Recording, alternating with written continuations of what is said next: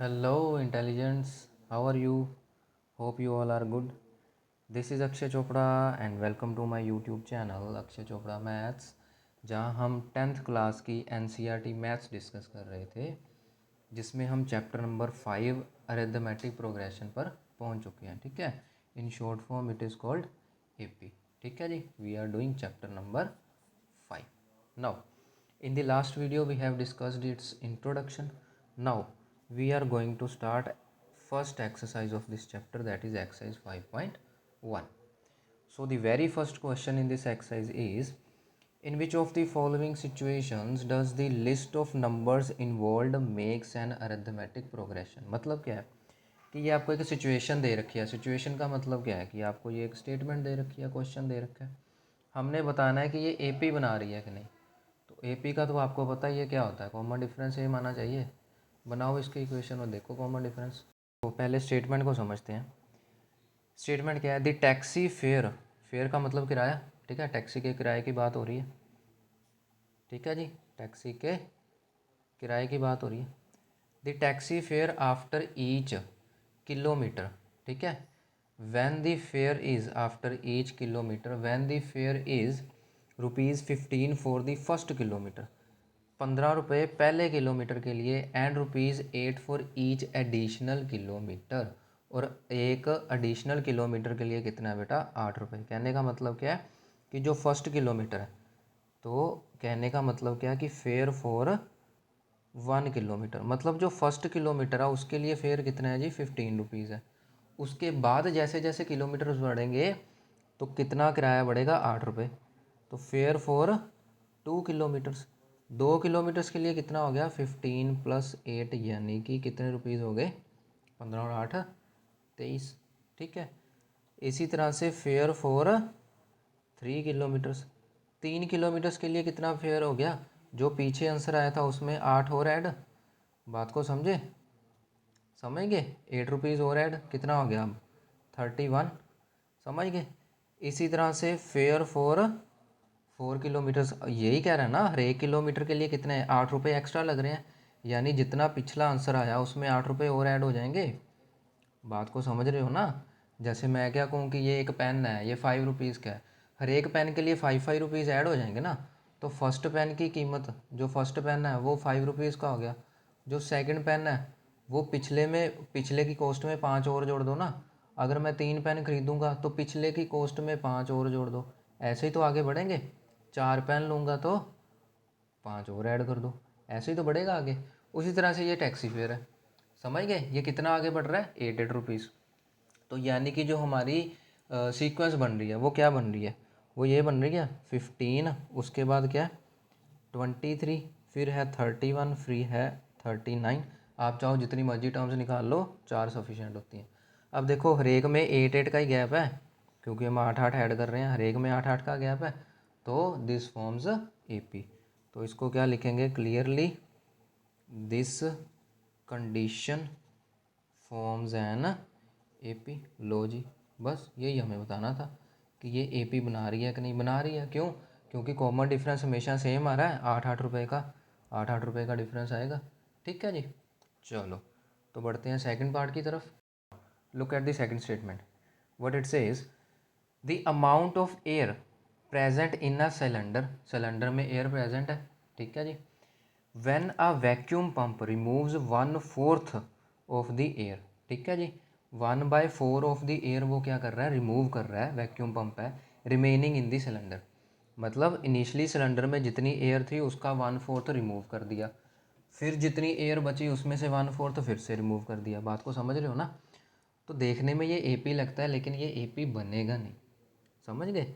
मान लो एक एग्जांपल से समझा देता हूँ, एक एग्ज़ाम में भी लिख सकते हो एग्जांपल, कोई बात नहीं। मान लो क्या करें हम, चलो इनिशियली, इनिशियली का मतलब क्या आता है? शुरू में जब सिलेंडर भरा हुआ है।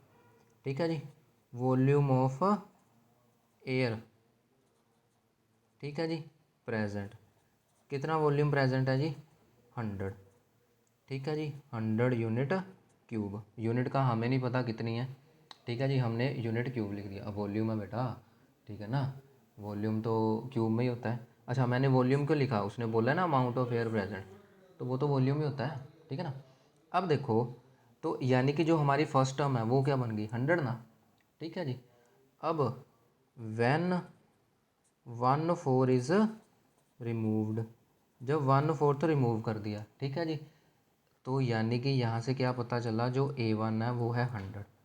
तो जो सेकंड टर्म बनेगी A2 वो क्या बनेगी, ओरिजिनल में से उसका हमने निकाल दिया 1/4। भाई 100 का 1/4 यही आएगा ना, 100 इंटू 1/4, उसको माइनस करेंगे ओरिजिनल में से। बात को समझ रहे हो, यानी कि 100 माइनस 25 मतलब 75, समझ गए, ठीक है जी। अब ए थ्री क्या कह रहा है कि जो बची है अब उसमें से फिर से, अब बेटा जो अमाउंट बचेगा उसी को निकाल लेंगे, उसी में से तो निकाल लेंगे, ठीक है। तो ये क्या बन गया फिर, जो बचा है उसमें से उसका 1/4 कर देना है माइनस, ठीक है जी, समझ गए। चाहो तो एलसीएम से कर लो, नहीं तो पॉइंट से कर लो। 75 माइनस इसको पॉइंट में बदलो, ये क्या आ जाएगा, 4 1 4, 3 5 35, ये बन जाएगा 32, ठीक है जी। फिर आएगा 3 0 30, ये बन जाएगा 7 और 5, 17.75। दोनों को माइनस कर दो भाई, ठीक है जी, दोनों को माइनस कर देंगे। ये रहा 75, कहाँ करें, चलो ये ऊपर कर देते हैं, ये 75 है, उसमें से क्या है जी 17.75 हमने माइनस करना है। तो ये बच गया 5, यहाँ आ जाएगा 2, यहाँ बच जाएगा 14 माइनस 7 7, 6 माइनस 1 5, ये कितना आ गया 57.25।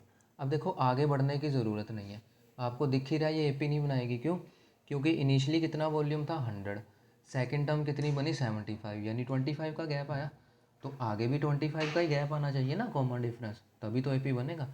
लेकिन 75 और 57 में 25 का फ़र्क थोड़ी है, क्योंकि अगर 75 में से 25 माइनस करेंगे तो 50 आएगा ना यहाँ पे, लेकिन यहाँ 57 आ रहा है, तो clearly it doesn't form AP, ठीक है जी। तो सिचुएशन क्या बन जाएगी, जो हमारी सिचुएशन बन जाएगी वो ये बन जाएगी 100, फिर 75, फिर 57.25 एंड सो ऑन, ठीक है जी। तो क्लियरली दिस सिचुएशन, ये सिचुएशन क्या है, डजंट फॉर्म एपी, ठीक है जी, ये जो एपी है वो नहीं बना रही। बात को समझ रहे हो ना बेटा, इनिशियली वॉल्यूम क्या था 100 लेके चले गए, उसमें से 100 का 1/4 क्या आ जाएगा 100/4 दैट इज़ 25, तो 1/4 वो रिमूव कर रहा है ना, रिमूव करने का मतलब क्या, माइनस करना है, समझ गए। तो वो जब 100 में से उसका 1/4 यानी कि 25 माइनस करा तो 75 रह गया, फिर 75 में से 75 का 1/4 माइनस करा तो 57.25 रह गया। क्लियरली हमने देख लिया कॉमन डिफरेंस सेम नहीं है, तो इट डजंट फॉर्म एपी, ठीक है जी। अब देखो थर्ड में क्या है, the cost of digging, digging का मतलब खोदना, क्या खोद रहे हैं जी, वेल का मतलब कुआं खोद रहे हैं, उसमें कितना खर्चा आ रहा है, after every meter of digging when it cost ₹150 for the first meter, मतलब अगर उसको 1 मीटर डीप खोद लिया गया, ठीक है जी, उसकी डिगिंग कर ली गई वेल की 1 मीटर में, तो 150 रुपये यानी कि 150 रुपीज़ का खर्च आया for the first meter, and rises by ₹50 for the each meter, तो अगले मीटर का खर्च क्या 50 रुपये बढ़ जाएगा, यानी कि 1 मीटर खोदना है तो 150 लगेंगे, 2 मीटर खोदना है तो 200 लगेंगे, 3 मीटर खोदना है तो 250 लगेंगे, 4 मीटर खोदना है तो 300 लगेंगे, समझ गए। तो आगे जितना भी हम काम बढ़ाते जाएंगे तो 50 रुपीज़ बढ़ता जाएगा, ठीक है जी।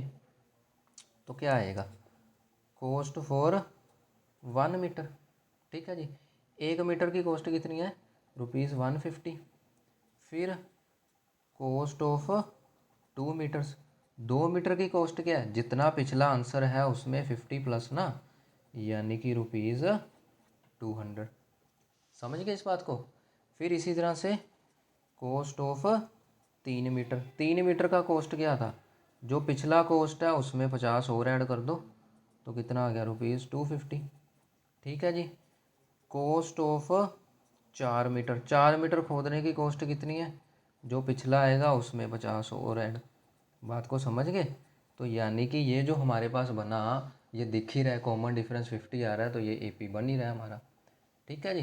तो सिचुएशन क्या बन गई हमारी, जो सिचुएशन बन गई हमारी वो कैसी बन गई, वो बन गई 150, फिर उसके बाद 200, फिर उसके बाद 250, फिर उसके बाद 300 एंड डैश डैश डैश।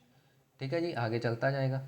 तो clearly this forms A P, clearly this situation forms an A P. तो ये क्या बना रहा है, एक ए पी बना रहा है। ठीक है जी।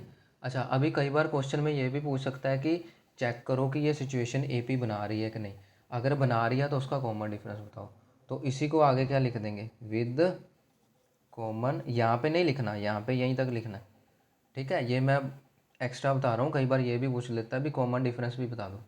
तो तुम लोग क्या लिख दोगे फिर, with common difference equals to rupees, या रुपीज़ छोड़ो सीधा लिख दो कॉमन डिफरेंस इक्वल्स टू 50। समझ गए ऐसे। चलो अब लास्ट पार्ट करते हैं जी। तो लास्ट पार्ट देखते हैं अपना, इस वीडियो का भी लास्ट है। ठीक है, क्या है जी, the amount of money in the account every year, the amount of money in the account every year when rupees 10,000 is deposited at the compound interest. कौन सा इंटरेस्ट है जी, compound interest eight 8% per annum. बेटा ये simple interest compound interest तुमने पढ़ा होगा 8th class में, अगर याद है तो। ठीक है जी, सिंपल इंटरेस्ट कंपाउंड इंटरेस्ट में फ़र्क बता देता हूँ। मान लो कि ये है सिंपल इंटरेस्ट है, ये आ गया जी कंपाउंड इंटरेस्ट। ठीक है जी, इधर बता देता हूँ मैं, यहाँ पे हम कर लेंगे क्वेश्चन सॉल्व। देखो ये सिंपल इंटरेस्ट है अपना और ये है कंपाउंड इंटरेस्ट। ठीक है जी, मान लो मैंने इनिशियली बैंक में कितने जमा करवाए, मान लो 100 रुपीज़ जमा करवा दिए।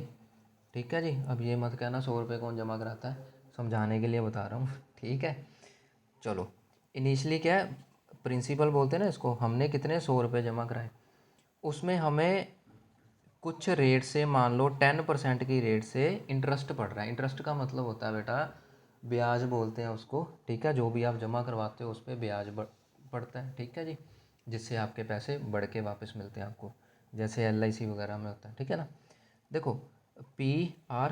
ठीक है जी, अच्छा अब देखो, मान लो अब इसका मैं इंटरेस्ट निकालूँ 10% ना, 10% ऑफ 100 का बेटा 10% कितना आएगा, हमने पीछे भी निकाला था, ऐसे ही होता है।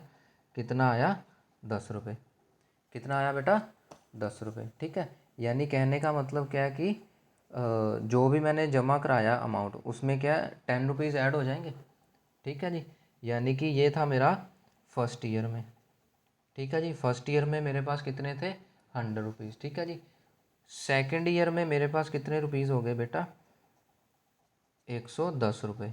ठीक है जी, 10-10 रुपये का इंटरेस्ट पड़ रहा है। थर्ड ईयर में कितने हो जाएंगे, थर्ड ईयर में भी कितने रहेंगे बेटा, थर्ड ईयर में भी 110 रुपये ही रहेंगे। क्यों, क्योंकि हम जो इंटरेस्ट लगाना है वो ओरिजिनल पे लगाना है। तो हर बार आपको कितने मिलेंगे, 10 रुपये। ठीक है, फोर्थ ईयर में भी आपका इंटरेस्ट 10 रुपये ही बनेगा, तो तब भी ऐसा ही रहेगा 110। समझ गए। लेकिन अगर कंपाउंड इंटरेस्ट की बात करें, कंपाउंड इंटरेस्ट में अगर फर्स्ट ईयर में आपके पास जो है वो 100 रुपीज़ है। ठीक है जी, फर्स्ट ईयर में अगर आपके पास क्या है, 100 रुपीज़ है। ठीक है जी, अब इंटरेस्ट तो आपको पता है ना, 10% के अकॉर्डिंग 10 रुपीज़ इंटरेस्ट पड़ रहा है। ठीक है, 10 रुपीज़ की क्या पड़ रहा है आपको इंटरेस्ट। तो बेटा जो आपका सेकेंड ईयर होगा, सेकेंड ईयर में तो आपके पास 110 रुपये हो गए। अब बेटा जो अगर हम थर्ड ईयर की बात करें, जो उसमें 10% इंटरेस्ट पड़ेगा, वो पड़ेगा बेटा 110 रुपये के अकॉर्डिंग। वो क्या पड़ेगा, 110 रुपये के अकॉर्डिंग। समझ गए। तो ये क्या बन जाएगा, 121 रुपीज़। ठीक है जी, समझ गए ना। अब देखो यहाँ पे क्या हो रहा है, यहाँ पे क्या हो रहा है, अच्छा, अब देखो यहाँ पर क्या हो रहा है बेटा, एक मिनट, यहाँ पे देखो मैंने ये बोला था ना ओरिजिनल पे होता है, नहीं ये पिछले अमाउंट में हो रहा है। ठीक है, लेकिन वो इंटरेस्ट सेम पड़ रहा है 10 रुपये। सेकेंड ईयर में क्या होगा, उस 110 पे 10 रुपये पड़ेंगे, 120 हो गया। थर्ड ईयर में क्या हो गया, उस 120 पे 10 रुपये पड़ेंगे तो 130 हो गया। ठीक है जी, फिर क्या होगा, 130 पे 10 रुपये और ऐड होंगे, इट विल बी 140।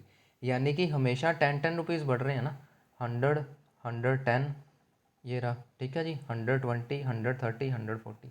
बात को समझ रहे हो। लेकिन यहाँ पर देखो बेटा, पहले क्या थे 100, उसके बाद क्या हो गए 110, यानी 10 का गैप आ गया। लेकिन थर्ड ईयर में कितने बन गए, 121। ये तो 11 का गैप आ गया, ठीक है ना। यानी हमारी जो सीक्वेंस है वो क्या बन गई, वो कुछ इस टाइप की बन गई ना, जिसमें कॉमन डिफरेंस सेम नहीं आया। पहले कॉमन डिफरेंस, पहले आया डिफरेंस 10 का, फिर आ गया 11 का, जबकि डिफरेंस तो हर बार क्या होता है, सेम होता है ना। तो इट मीन्स ये सिचुएशन जो है डज नॉट फॉर्म्स एपी, ये जो एपी है वो नहीं बनाएगा। हाउएवर अगर आपको सिंपल इंटरेस्ट देता तो सिंपल इंटरेस्ट एपी बनाता है हमेशा, क्योंकि उसमें हमेशा 10-10 का ही गैप आ रहा है, मतलब इंटरेस्ट सेम रह रहा है। लेकिन यहाँ पे जो आपका अमाउंट है वो बढ़ के नया अमाउंट बन जाता है, ठीक है ना। उसमें जो इंटरेस्ट पड़ रहा था वो 100 पे ही पड़ रहा था, तो आप उसी में 10-10 ऐड करते गए आपका डिफरेंस 10 का ही रहा। लेकिन इसमें 100 पहली बार, जो दूसरा इंटरेस्ट पड़ेगा वो 110 पे पड़ेगा, तीसरा इंटरेस्ट पड़ेगा 121 पे पड़ेगा। ऑब्वियसली जब आपके पास आप ज़्यादा पैसे जमा कराओगे तो आपको ज़्यादा पैसे ही वापस मिलेंगे, उसका इंटरेस्ट भी तो ज़्यादा ही होगा ना। समझ गए ना बात को, ठीक है जी। तो अब देखो इसको लिखना कैसे है, ठीक है। अब देखो इसको लिखना कैसे है।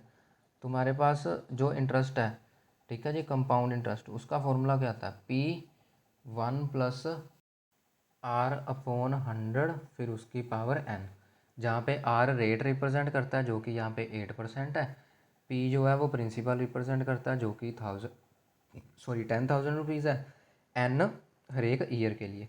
तो अगर फर्स्ट ईयर की बात करें तो वहाँ पे कंपाउंड इंटरेस्ट क्या बन जाएगा, ये बन जाएगा ना 8/100 उसकी पावर 1। अगर सेकेंड ईयर की बात करें फॉर्मूला के अकॉर्डिंग, ये 8th क्लास में फॉर्मूला होता है, तो उसमें क्या बन जाएगा, ये तो सारा कुछ सेम रहेगा, सेकंड ईयर है तो एन की वैल्यू 2 हो जाएगी। अगर आप थर्ड ईयर की बात करो तो कंपाउंड इंटरेस्ट क्या बन जाएगा आपके पास, ये बन जाएगा, ठीक है जी। अब देखो इसको कैलकुलेट करने की ज़रूरत नहीं है कि तुम इसकी कटिंग करो फिर एलसीएम लो, फिर उसको 3 बार मल्टीप्लाई करो, फिर उसको 10,000 से मल्टीप्लाई, इतना नहीं करना। हमने बस येस और नो में बताना है कि ये एपी बनाता है कि नहीं। तो इस वजह से ये मैंने आपको बेस बता दिया कि कंपाउंड इंटरेस्ट कभी भी एपी नहीं बनाएगा, simple interest always form AP. और यहाँ पे क्वेश्चन में क्या कंपाउंड इंटरेस्ट बोला हुआ है, तो it doesn't form AP, formula लिख के सीधा लिख देंगे इट डजंट फॉर्म एपी, ठीक है जी। अगर यहाँ सिंपल इंटरेस्ट लिखा होता तो हम फिर भी सिंपल इंटरेस्ट का फॉर्मूला लिख के तो लिख देते दिस फॉर्म्स एपी, ठीक है जी। तो इसको क्या लिख देंगे, clearly this situation doesn't forms AP. बात को समझ रहे हो ना, ठीक है बेटा, डजंट फॉर्म्स एपी, ये एपी नहीं बनाता, क्योंकि हमने येस और नो बताना तो इसको कैलकुलेट करने की ज़रूरत नहीं है, ठीक है फ्रेंड्स।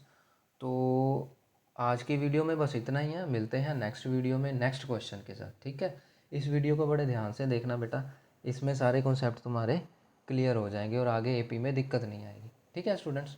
तो मिलते हैं नेक्स्ट वीडियो में, टिल देन गुड बाय।